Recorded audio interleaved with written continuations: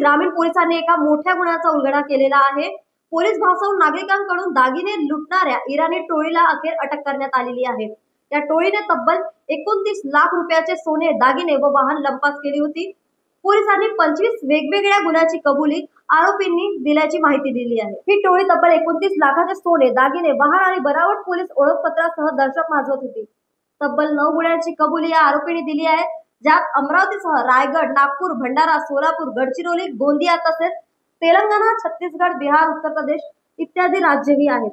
पोलिसांनी माहितीच्या आधारे 19 सप्टेंबरच्या रात्री देवगाव चौकात नाकेबंदी करून 4 आरोपींना पकडले। त्यांच्याकडून जप्त झाले 221 ग्राम सोनं, एक 4 चाकी वाहन, बनावट पोलीस ओळखपत्रे, क्राईम प्रेस रिपोर्टचे ओळखपत्र आणि इतर महागडे दागिने। या टोळीचा मुख्य आरोपी जहीर अब्बास उर्फ मोठा इराणी असून त्याच्यावर सहरानपूर, उत्तर प्रदेश येथे फसवणुकीचा गुन्हा दाखल आहे।